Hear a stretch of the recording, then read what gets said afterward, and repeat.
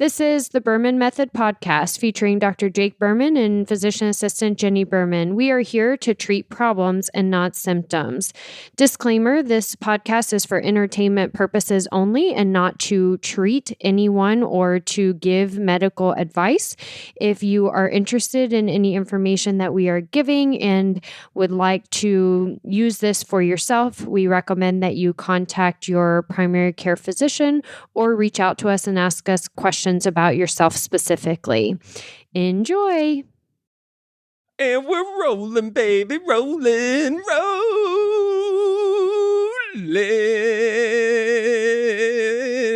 The Berman Method podcast focused on treating problems and not symptoms. Got my beautiful co-host over here, Jenni Berman, physician assistant, certified. And I'm Dr. Jake Berman, your infotainment specialist of the morning. All right. How was that? That was perfect. We are back together again after 2 weeks of you just having to put up with me. And the week before, just with me. So it's been 3 weeks since we've been together. Did you get any complaints from my episodes? Not yet. Okay, guys, just keep it down. Don't let her know what we did. Not yet. Maybe I should go listen. All right, we're back. We are continuing right along the track of our MythBusters marathon that we got going on right now. Before we get into that, don't forget about what I talked about last week, where we are still taking, I don't know if applications are the right word for it. However, we are looking for opportunities out in the community to set up our seminars right now for the fall and this coming spring. So fall 2023 and spring 2024. If you want myself or Jenni to come to your clubhouse, to your group, or even just a ladies' night, dinner one night, and give a presentation, a seminar, or even a workshop, a golf workshop if I'm doing it, reach out to us and we will get it scheduled with your club, your group, and get something planned for this coming fall and spring. Yes. Rotary clubs, women's groups, tennis clubs. Doesn't just have to be golf. Pickleball. Anything. Mm-hmm. Card bridge groups. Ooh. How exciting would that be? Let's do a workshop on how to sit on your ass for 4 hours. Sneak in some sit to stands on the card game. Oh my gosh. Any bridge players listening to this right now, I give you props because it's a real struggle. Only way I can do it in a tree stand for 12 hours is because I can kind of move around. Yeah, kind of. Kind of. I guess we could stand. Yeah. I stand majority of the 12 hours in the tree stand. Yep. Because sitting is hard. And it's not that good for you. It's horrible for you. We've talked about that a lot. Yes. But today we're talking about not physical. What are we talking about? Our MythBuster today is going to be on a nutrition topic. And I'm struggling to see exactly how I want to present the myth because so many people know how important breakfast is. So I guess the myth that I'm going to say is breakfast foods are healthy. Okay.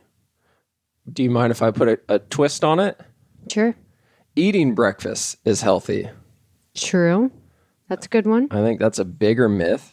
Yes. Because it is very dependent on what you're eating. Exactly. So the thought that eating breakfast is healthy or breakfast foods are healthy, not true. Not always. Exactly not true. Not always true. Yeah, not always true. Right.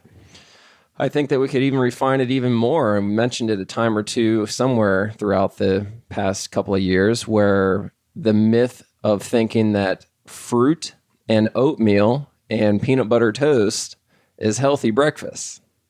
Or your Fiber One cereal. Fiber One cereal. Healthy breakfast. Yeah. Psych.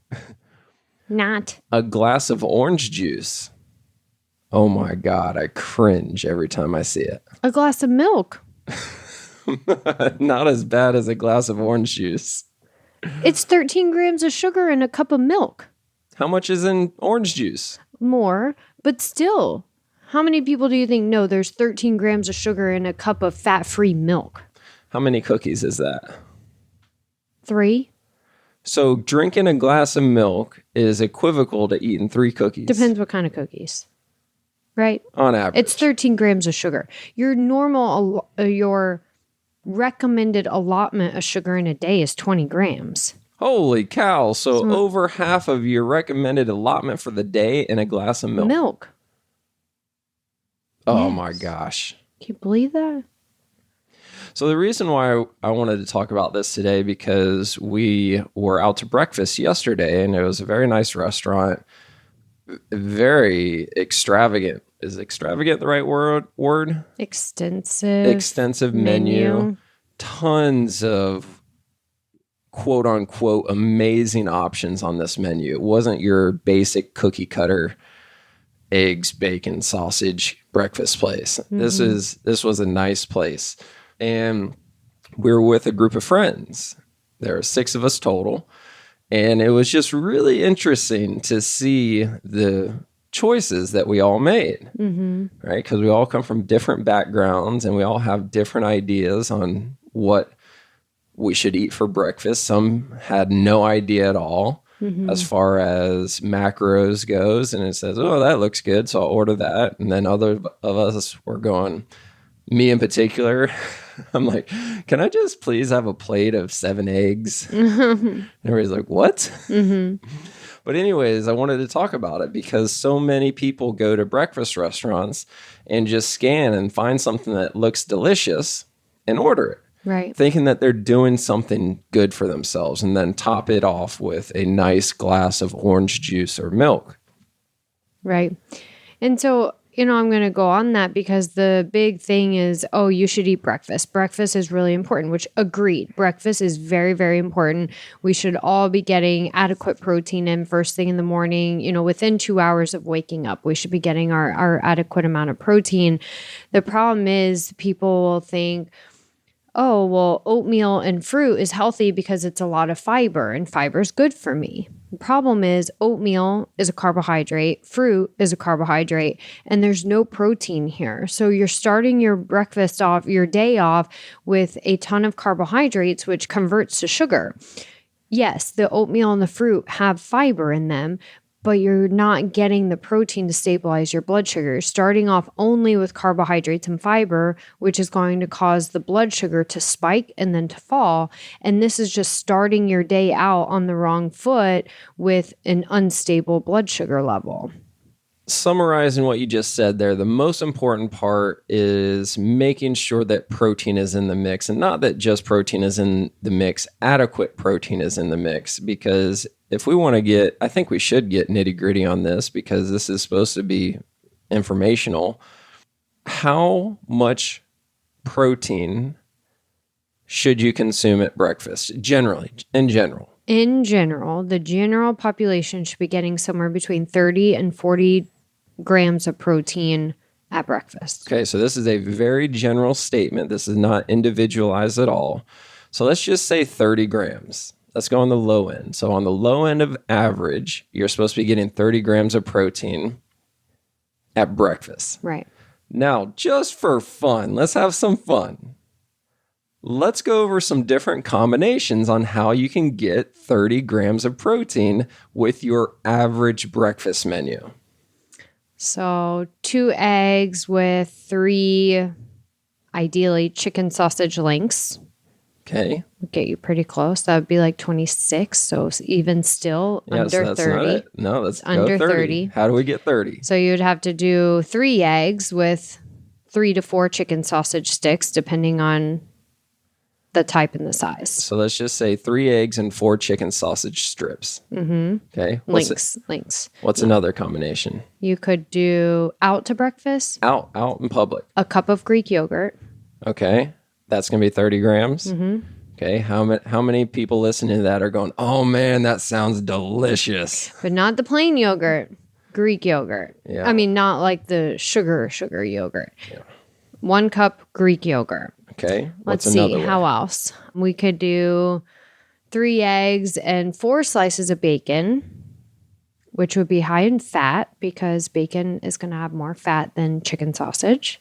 Yeah. Let's see what else on a standard menu. Egg whites, although you'd have to do about 6 egg whites with the 4 chicken sausage links. Okay, so we're up to 4 possibilities right now, and I'm certain that the majority of people listening right now are not saying, yep, that's exactly what I order. Right. Omelet. So majority of places when you're out, it's a 3-egg omelet. So if you did a 3-egg omelet with your vegetables and added another form of protein like chicken sausage or ham or again, bacon or pork sausage is just higher in fat, but still has the protein. So if you did a 3-egg omelet plus some sort of meat to the omelet, then that would add some protein as well. Okay. And get you close to your 30. What if I just wanted eggs? How many eggs do I need to get? At least 5. Yeah, 5 eggs because there's about 6 grams of protein per egg if you're doing a whole egg. So 5 eggs would give you 30 grams of protein. Okay. That's common breakfast for you. Jake will go out and order 5 eggs over medium, and that's it. And the waitress will look and be like, okay, 5? Yes, 5. Anything else? No. That's it. When I was coffee. When I was with Bob up in Michigan, we went to this diner 2 days in a row, and the first day I got 5 eggs, and I think it came with home fries and sausage. I think ordered sausage too. And at the end of that, I was like, man, I sure could have gone for a couple more eggs. So the next day we go and I ordered the same exact thing with 7 eggs. And it was a different waitress. And she kind of looked at me weird. She's like, do you want them all on the same plate? I'm like, I don't care. Put them all on one plate. It doesn't have to be pretty. It's all going to the same place. But to rebuttal that, I had just gotten out of the gym, so this wasn't my first meal. I'd already had a protein shake before the gym, went and worked out, had a decent workout there, so it was kind of a tweener between a post-workout supplementation and mid-morning snack. Mm-hmm. So I was trying to make sure that I was accomplishing both at the same time. Right. So we're talking about, I'm picking out items that you could get off of a standard menu when eating out to breakfast. Now, of course, if you're eating out at home, there's tons and tons of options that could get you up towards the 30 grams of protein that do not involve eggs. So you could certainly do oatmeal with added protein powder or protein drink to the oatmeal. Or I actually make oatmeal every single weekend in our house for the week. I do a whole batch of oatmeal on a Sunday for the whole week where I actually put oats, egg whites, and protein powder into the oatmeal and I cook it on the stove. And then we have a protein oatmeal to have throughout the whole week. But there's, certainly you could do just a protein shake by itself where you're adding a little bit of fruit to that to get your fiber and your carbohydrate that way.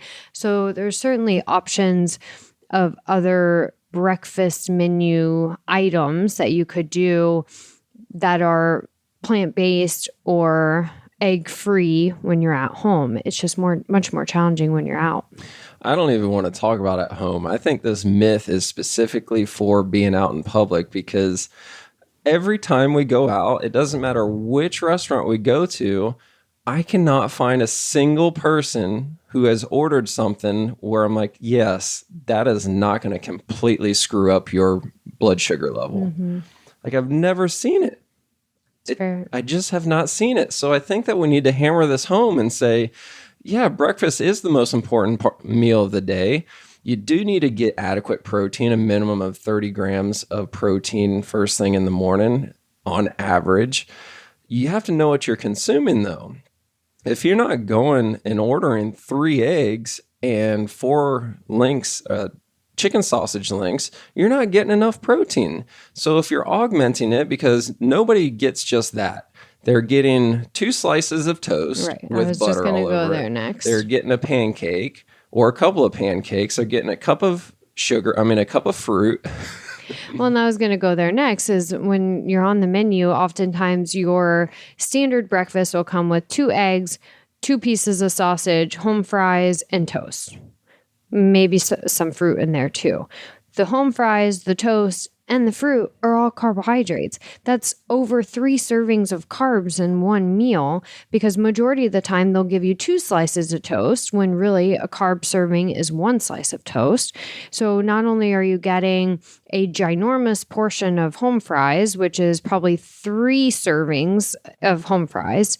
So now you're between the home fries and the 2 slices of toast, you're already up at 5 servings of carbohydrates for the day, and you are only at breakfast. And theoretically, we should really only be consuming 2 servings of simple carbohydrates a day. Simple meaning the bread, rice, potatoes, pasta, fruit, beans, corn. These are all simple carbohydrates that cause a higher spike of blood sugar. We really should only be consuming 1 serving at breakfast and or 1 at lunch for a maximum of 2 servings of simple carbs a day. And when we're out to breakfast, you get essentially 5 servings of carbs in one meal with a lack of protein. Yeah, no protein with it. Another thing I wanted to clarify is if you're just going out to breakfast 1 time a week, take this episode with a grain of salt. This episode really is meant for those that go out to breakfast more than 1 time a week. Exactly. Everything is about lifestyle balance, right? Even if you're trying to maintain your weight, you should be able to go out to breakfast and order the pancakes and the waffle if you want to once a week or once every other week or once a month. Just make sure if you're going to do it, you're still getting enough protein to do it. Even if you're in a weight loss phase, you're allowed to have those indulgences once in a while, as long as you're doing the right things to support your blood sugar before and after. So if you're going to do it, make sure you have the protein before, make sure you have the protein after. And, obviously if you're in a weight gain phase, then there's the right way to gain weight versus just through sugar. You don't want to hurt your longevity by eating too much sugar. Great. So let's wrap things up here and let's do a very, very general statement and say that in general, breakfast at restaurants, 95% of the menu is not even close to ideal. Correct. We can all agree on that. Correct. In general, breakfast menus in America, 95% of them are less than ideal, which means there's only 5% of the menu that really gives you a chance at being ideal. And here's where I want to go with it is it's so rare that we can just pick a menu off the item and say, that's what I want without modifications. Right. Right? So find the 2 or 3 things on the menu that give you a chance at being ideal and then modify them. Right. Give me an extra egg. Hell, give me 3 extra eggs. Mm-hmm. Give me some extra sausage. Exchange the sausage for chicken sausage. See if they have turkey bacon versus regular bacon.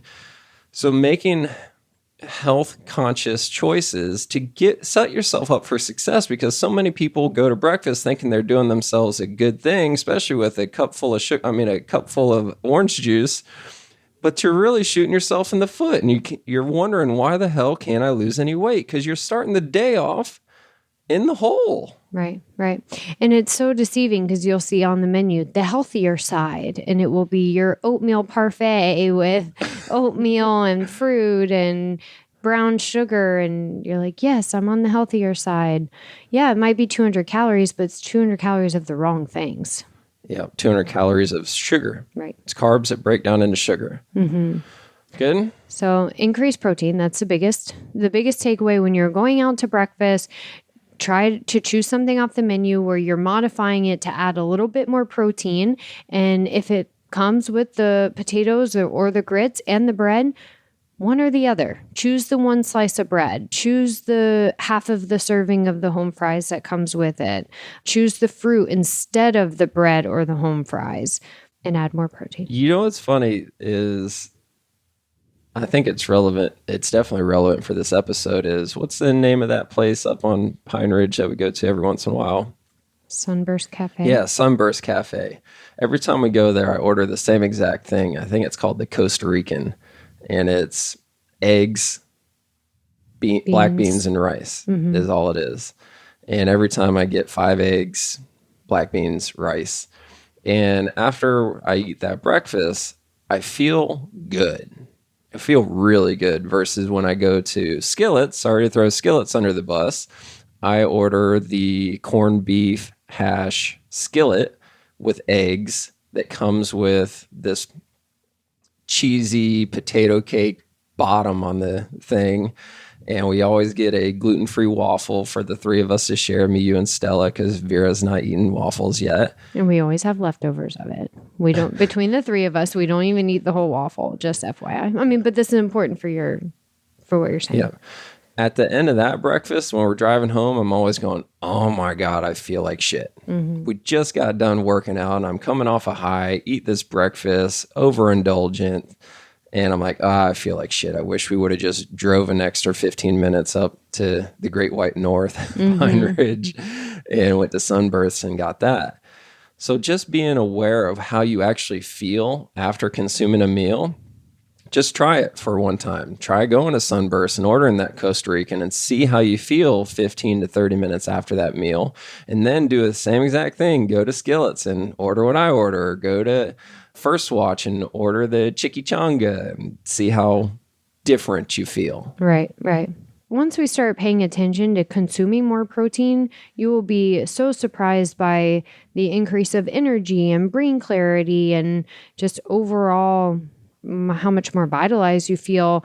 And then, like you said, you have a bad meal, quote unquote bad. It's not bad, but a not, less optimal meal. And you notice that you have that crash in energy, that your brain is a little bit more foggy, but it all just takes consistency. Love it. So let's wrap it up. Let's say it explicitly for one more time. The myth that we busted today is that milk, orange juice, yogurt, oatmeal, fruit. And fruit are all healthy choices for breakfast. Right. Where's your noise? My deer call. Wrong. It's only because I've been practicing my deer call. It's almost season. Yeah, next month it's here. So good. So make sure you share this episode with somebody that swears that they're doing the right thing by eating these crappy options for breakfast, and they're just shooting themselves in the foot. Like this podcast, subscribe to it, share it with your friends. Let us know if you want us to come to your community, and we will put on a public service announcement, is what I call it. A seminar, complimentary workshop, talk to your group, and anything else? That's it. Happy Monday. All right. Ciao for now. Thank you for subscribing on your social media and podcast platforms to the Berman Method. Dr. Jake Berman with Berman Physical Therapy and Jenni Berman, Physician Assistant with Berman Health and Wellness. You can find more information on our website, www.bermanpt.com for physical therapy, bermanpt.com/wellness for the health and wellness. You can also find us on social media, Facebook, Instagram, and on your podcast platform. So be sure to follow us, like us, subscribe to us. And if you would like any further information, definitely visit our website and reach out to us. You may also find our free reports on the websites as well, where you can download this free information for yourself. Have a great day.